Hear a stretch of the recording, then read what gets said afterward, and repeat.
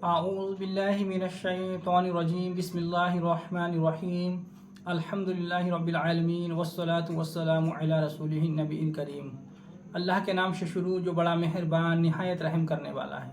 تمام تعریفیں اور خوبیاں اس شافی کے لیے جو تمام جہان کا پالنے والا اور شفا بخشنے والا ہے، جس نے کوئی چیز بھی بے فائدہ پیدا نہیں کی، اور درود پہنچے طبیب روحانی و جسمانی حضرت محمد رسول اللہ صلی اللہ علیہ وسلم پر۔ چمن نشا دواخانہ یوٹیوب چینل کے ناظرین کو خوش آمدید کہتے ہیں۔ میں آپ کا میزبان حکیم خورشید آپ کی خدمت میں حاضر ہوں۔ آج کا جو ہمارا موضوع ہے وہ ہے اللہ کا ولی کون ہے۔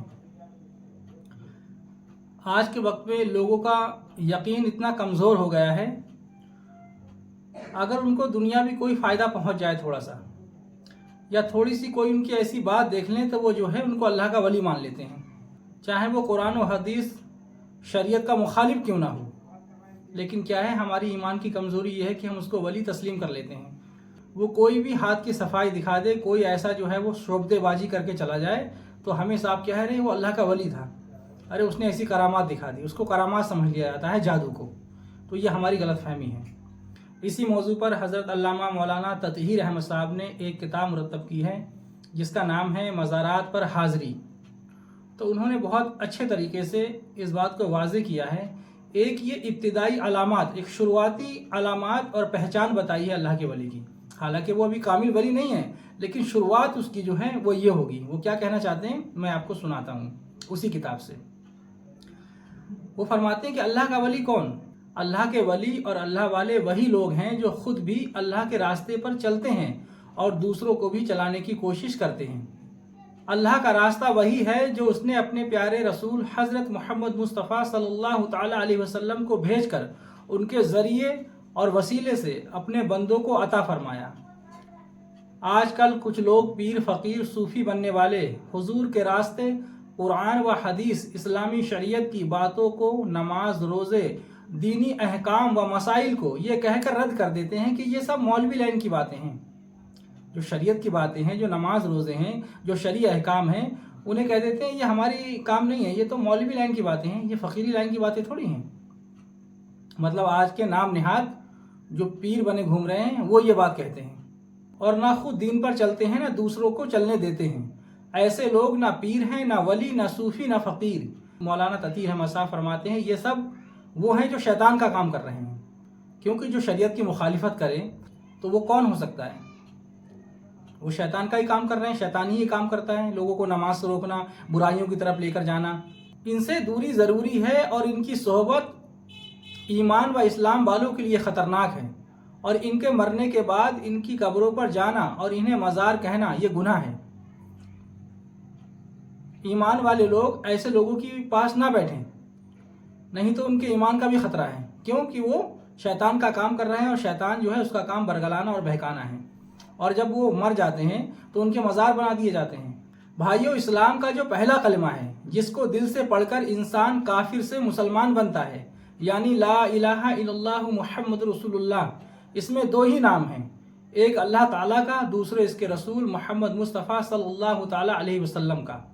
باقی جس کو ہم نے مانا ہے اس کو اللہ اور اس کے رسول کی وجہ سے مانا ہے، وہ صحابہ کرام کا مقدس گروہ ہو، یا اہل بیت کا پاک گھرانہ، آئمہ ہوں یا اولیاء یا بزرگان دین یا صوفیہ یا عالم یا مولوی یا پیر فقیر ہوں۔ جو خدا رسول کا ہو گیا وہ ہمارا ہو گیا، اور جو خدا رسول کا نہیں وہ ہمارا نہیں۔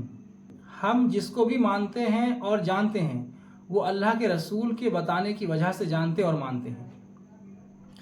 تو جو اللہ اور رسول کی نافرمانی کریں، ان کی باتوں پر عمل نہ کریں، تو پھر نہ وہ فقیر ہے نہ پیر ہے۔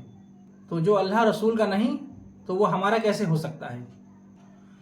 یعنی جو اللہ اور اس کے رسول صلی اللہ تعالی علیہ وسلم کے راستے پر چلے اور دوسروں کو چلانے کی کوشش کرے، وہی ہمارا بزرگ اور اللہ کا ولی ہے۔ قرآن کریم میں اللہ تبارک و تعالیٰ ارشاد فرماتا ہے، اے محبوب تم ان سے کہہ دو کہ اگر تم لوگ اللہ تعالیٰ سے محبت کرتے ہو تو میرے فرما بردار ہو جاؤ، اللہ تمہیں دوست رکھے گا اور تمہارے گناہوں کو معاف فرما دے گا، بے شک اللہ بخشنے والا مہربان ہے۔ پارہ 3 رکوع 12 سورہ آل عمران آیت نمبر 31۔ اس آیت سے یہ صاف ہو جاتا ہے کہ اللہ کے دوست وہی ہیں جو رسول اللہ صلی اللہ تعالیٰ علیہ وسلم کے فرما بردار، آپ کا کہنا ماننے والے ہیں۔ کچھ لوگ کرنے دھرنے اور پڑا پھوکی کرنے والوں کو صرف اس وجہ سے ولی مانتے ہیں کہ ان سے انہیں کوئی دنیاوی فائدہ حاصل ہو گیا، اس کے کرنے دھرنے اور پڑا پھوکی سے کوئی مراد پوری ہو گئی، چاہے اسے اسلام اور اس کے احکام سے کوئی سروکار نہ ہو، وہ خدا رسول کا کتنا ہی نافرمان ہو، صرف ان دنیاوی فائدوں کی وجہ سے اسے پیر ولی مان لینا بڑا دھوکہ اور شیطانی چال ہے۔ دنیاوی کوئی فائدہ جو ہے وہ کسی انسان سے پہنچ جاتا ہے جو کرنے دھرنے والے ہیں، تو انسان جو ہے انہیں ولی مان لیتا ہے کہ ارے ہمیں ان سے فائدہ ہو گیا، تو یہ ایک بہت بڑا دھوکہ ہے۔ سیدھی اور سچی بات یہ ہے کہ ہمارا ایمان کرنے دھرنے پڑا پھوکیوں پر نہیں ہے، بلکہ ہمارا ایمان تو اللہ اور اس کے رسول صلی اللہ علیہ وسلم پر ہے۔ یوں تو دنیاوی فائدے اور مرادیں اور مقصدیں حکیموں، ڈاکٹروں، نیتاؤں، افسروں اور مالداروں سے بھی حاصل ہو جایا کرتی ہیں۔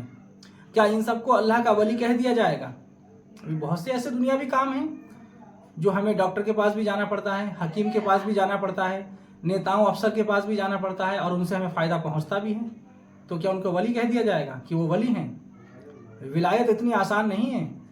ایسے ہی حضرت علامہ مولانا تطہیر احمد صاحب فرماتے ہیں کہ ایک گاؤں کے اندر ایک پیر آیا ہوا تھا، وہ اتنا نڈر اور بے باک تھا، جب وہ مسجد کے سامنے سے نکلا تو کہنے لگا کہ مسجد کی کیا ضرورت ہے، یہ کیوں بنا لی؟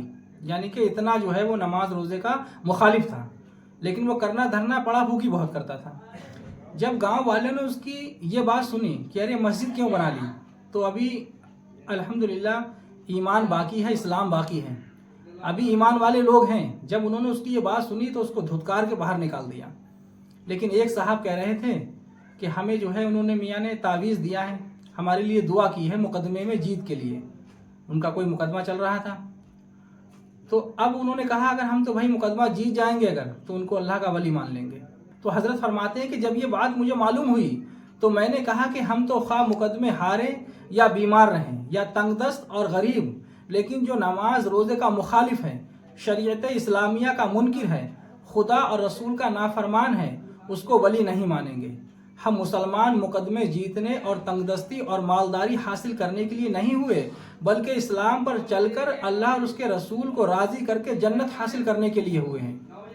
دنیاوی پریشانیاں، تندرستی، غریبی اللہ کے ولیوں کو بھی رہی ہیں، بلکہ جو زیادہ خدا سے قریب ہے اس کو تو اور زیادہ آزمائش ہوتی ہے اور اس پر زیادہ مصیبتیں اور پریشانیاں آتی ہیں، جیسا کہ بہت سی قرآن کی آیتوں اور حضور صلی اللہ تعالیٰ علیہ وسلم کی حدیثوں سے یہ بات ثابت ہے۔ ایک حدیث پاک میں تو یہاں تک ہے کہ حضور صلی اللہ تعالیٰ علیہ وسلم فرماتے ہیں کہ دنیا مومن کے لیے قید خانہ اور کافر کے لیے جنت ہے۔ تو دنیاوی پریشانیاں، مصیبتیں تو انسان کو لگی رہتی ہیں۔ اب دنیا قید خانہ ہے مومن کے لیے، قید خانہ میں کیا آرام ہوتا ہے؟ آپ بتائیے، قید خانہ میں کتنی پریشانیاں ہوتی ہیں، کتنی مصیبتیں اٹھانا پڑتی ہیں انسان کو۔ تو جو دنیا ہے یہ قید خانہ ہے مومن کے لیے، اور کافر کے لیے جنت ہے۔ جو عیش و آرام دنیا میں چاہتے ہیں لوگ، تو یہ سمجھ لیجئے کہ وہ صحیح نہیں ہے۔ جو لوگ دنیا میں عیش و آرام چاہتے ہیں، سب کچھ دنیا کو سمجھے ہوئے ہیں، وہ بہت دھوکے میں ہیں اور شیطان ان پر غالب ہے۔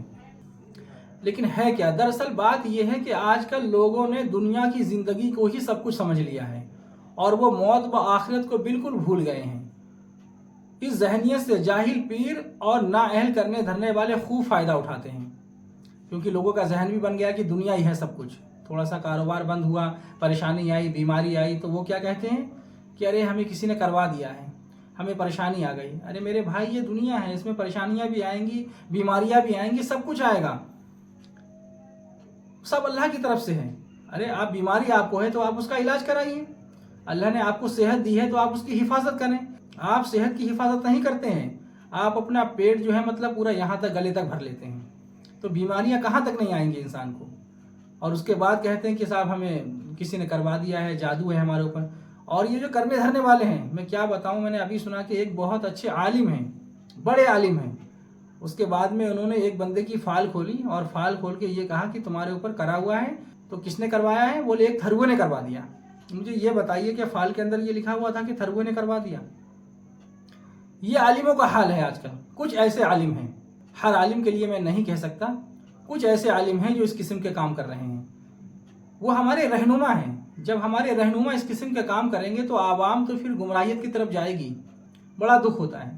ایک ہمارے یہاں خواتین ہیں اسلامی بہن، ان کے جو ہے بچہ نہیں ہوا، تو اب جو ہے ایک بچہ انہوں نے گود لیا، اب وہ بچہ اتفاق سے بیمار ہو گیا، تو آپ صاحب ایک نے کیا بتایا کہ تمہارے اوپر تو بہت پرانا کرا ہوا ہے، اس لیے تمہارے بچے نہیں ہوئے اور اب یہ بچہ بھی جو ہے بیمار ہو گیا۔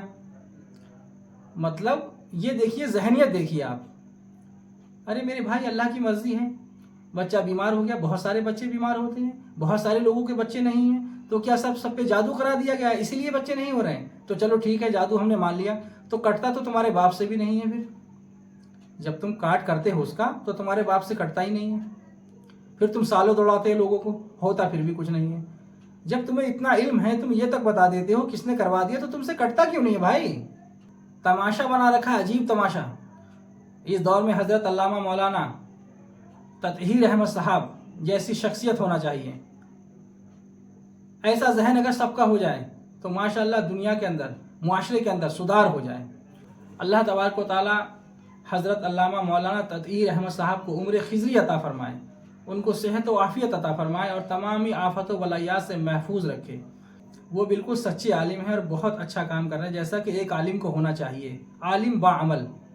علماء سو کی تعداد بھی بہت زیادہ ہے آج کے وقت میں، اور یہی وجہ ہے جو عوام گمراہ ہو رہی ہے۔ خود تو وہ اپنے کم علمی کی وجہ سے گمراہ ہو رہی ہے، لیکن بہت سارے ہمارے ایسے علماء سو کی جماعت ہیں جو وہ لوگوں کو گمراہ کر رہے ہیں۔ آج کا ویڈیو ہم یہیں پر اختتام کرتے ہیں۔ اللہ تبارک و تعالیٰ آپ کو بھی ہدایت عطا فرمائے، ہمیں بھی ہدایت عطا فرمائے اور صراط مستقیم کے راستے پر چلائے۔